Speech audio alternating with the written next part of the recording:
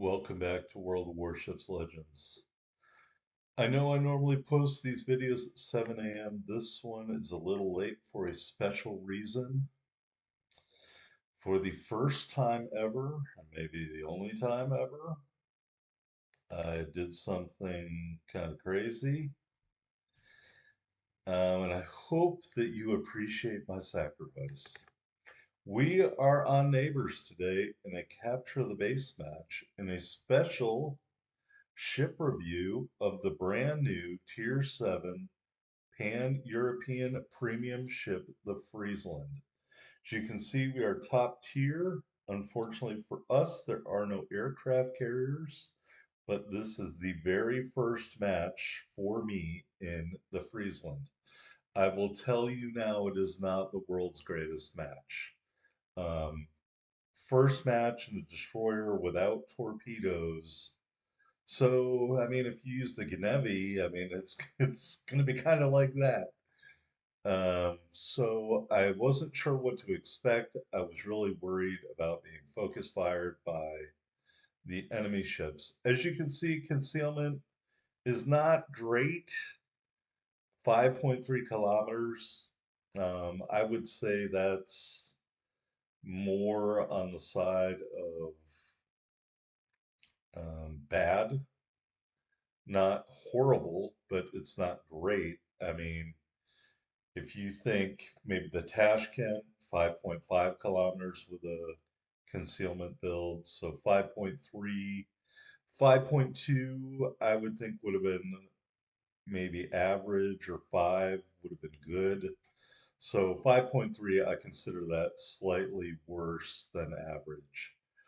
All right, we're headed over towards these enemy ships over here. We are the, I guess, rightmost destroyer on the map. So I'm just trying to take care of my sector over here. There are 3 enemy destroyers in this game. And so we'll just see what we can see over here.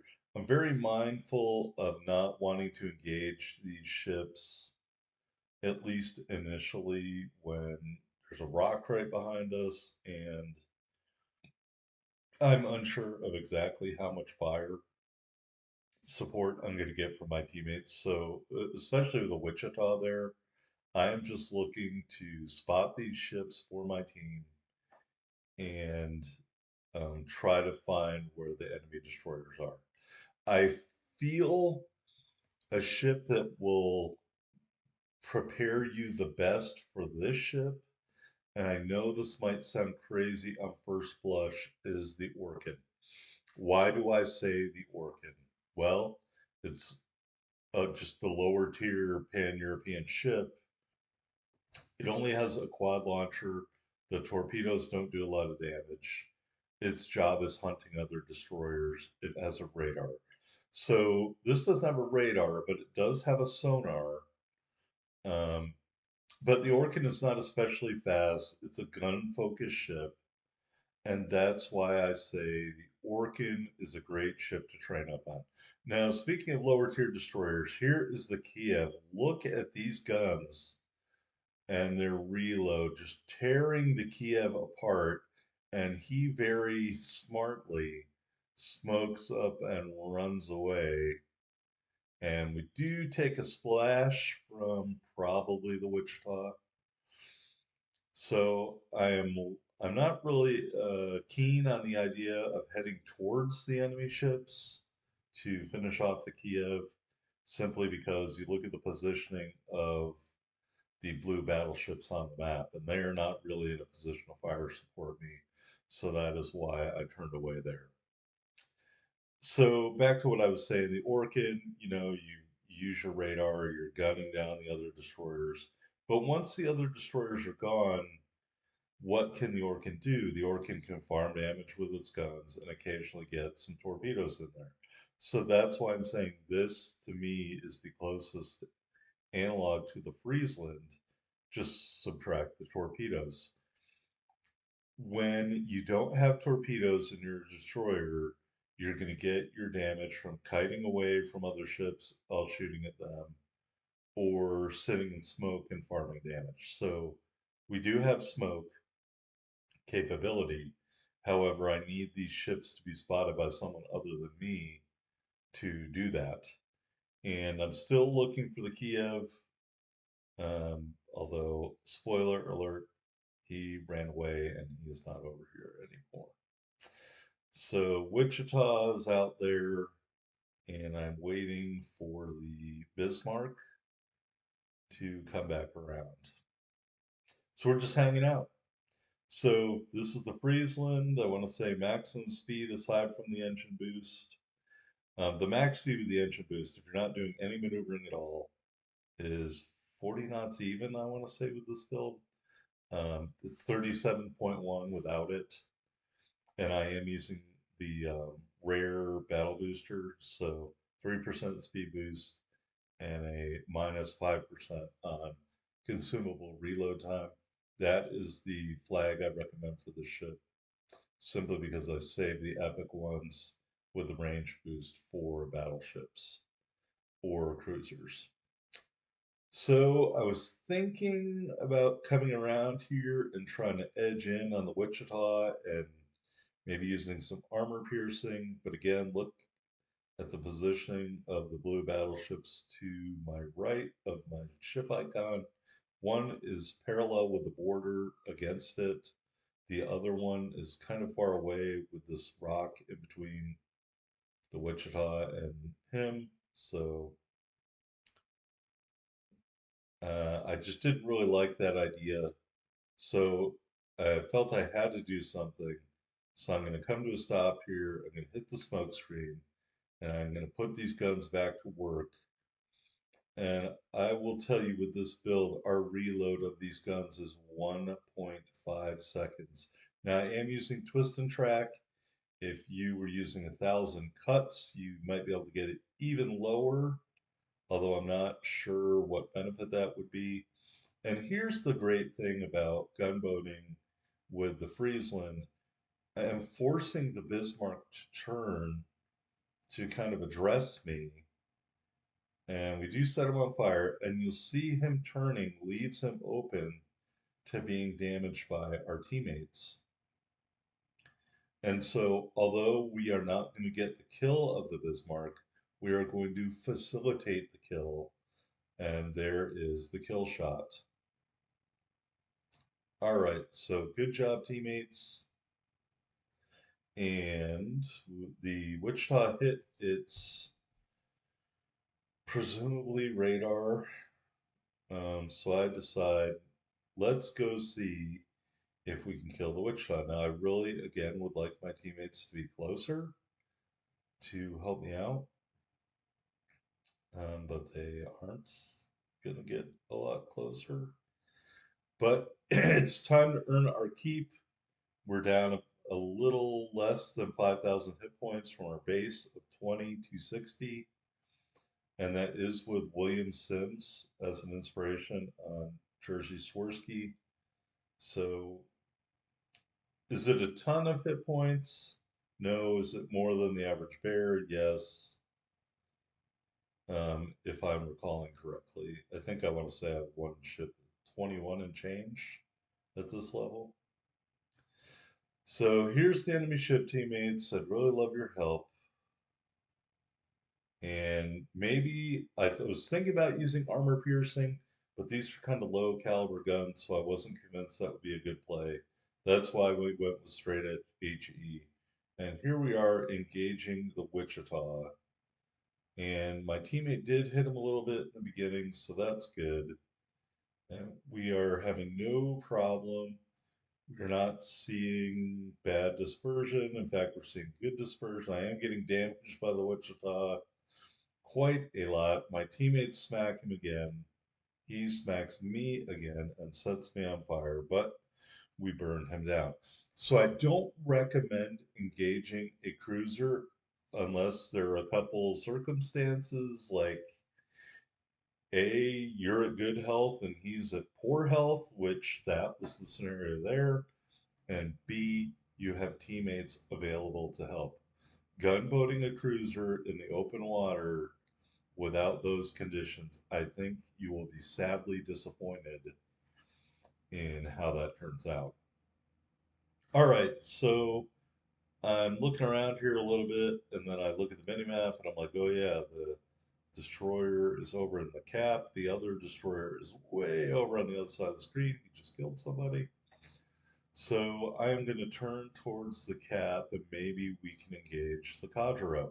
So I hit my speed boost, got the sonar going because I hit that thinking the Kiev was still over in this area. And you will see the Friesland get up to speed.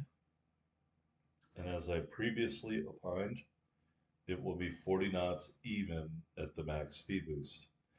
Now, if you wanted to use Blue Furiora, um, I mean, is it worth it? I don't have a calculator nearby. 37.1 times 5%. I just don't think that's worth it to give up the hit points in a ship that's going to be doing gunfighting to make its money. So I would not use anyone other than William Sims as an inspiration on Swirsky. All right, enemy Kajiro already damaged, being engaged by another destroyer. You can see at range shell grouping still really good for the most part when I figure out he is not moving anymore. And essentially, although my aim is not the greatest, he does get killed by the other destroyer, and we just had to help in that. All right, so we only have 1,500 hit points left. Enemy Kiev out there. Teammate dodges the torpedoes, so that's good. And the Kiev, believe it or not, is the only ship left. And that's just his own luck for running away. If he hadn't run away, we would have killed him, and he wouldn't have been able to do what he has been doing. But that's just an illustration. Sometimes when you know you're outgunned, the best advice is to run away, reposition your ship, and try to affect the outcome of the battle wherever you went to. And the Kiev commander did that, so kudos to him for making the best play under the circumstances. All right, so we are in the cap with our fellow destroyer. As you can see, we have a very healthy 4-1 lead. We have a big advantage in points, 300 plus points. There is the Kiev. Get these guns turned around and on target. And if he had stopped and smoked up there, I really would have cracked up. All right, so we are damaging the Kiev, trying to lead him a little bit more. And he does smoke up and turn away, I think, dodging his torpedoes. But you know who doesn't dodge his torpedoes? Our blue team Kadro does not just dodge those torpedoes in time. And he gets killed. And now we are just hoping that we can light him up. And these two battleships, who I think are the same two battleships that have been with me the entire match, are going to give me a little backup here. Kiev engaging, and he gets crushed, and he kills me, but I managed to finish him off. All right, yes, I wailed out. I'm sorry. I did a partial whale on the ZF6. That was a waste. All right, here is the victory screen. Just 45,512 total damage. So nothing to write home to your mother about. 2 kills.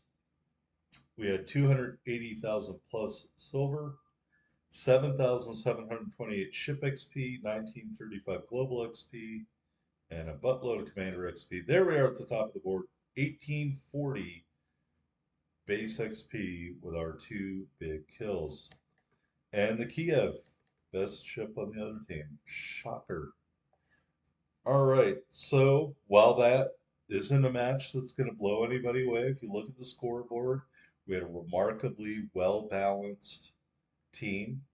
I'm sure in the future there may be a better match out there for the Friesland. I'm sure there will be. I will bring it to you if I get one. Maybe I'll get one after I finish recording this. Who knows? I do want to mention really quickly that I am moving next Monday, so I'm unsure of how often I'll be able to put out videos. All right, we did choose upgrade AA gun mod 2. You look at the aiming system mod 1. Why didn't I choose the aiming system mod 1? We don't have torpedo launchers. We don't have a secondary battery. So essentially, it was just a 7% dispersion. And I wanted to see if it made a difference. And I'm not sure it would make a great difference with the Friesland. So everybody harps, you got to lean into your strengths. We have really good AA by choosing this AA mod. We're leaning into our strength of AA. Steering gears mod 2. Now, I originally started with a propulsion mod, but the rudder shift was kind of high, like 4.6, 4.8 seconds. So I did go with the steering gears here. All right, mod number 3 is the concealment system mod. I could not imagine using another mod for the ship. And our fourth upgrade was the main battery reload, main battery mod 3. All right, we've got 2 charges of the smoke generator, 2 charges of sonar, and as you can see, it's 4.4 kilometers for the ship, and 2 charges of the engine boost. We are using the Epic Ship XP Booster, Epic Commander XP Booster, Epic Global XP Booster, and the Rare Battle Booster, as I mentioned earlier. We do have that Type 9 permanent camo, and we are using the Reddit flag just for you folks at home. All right, 20,260 hit points with this build.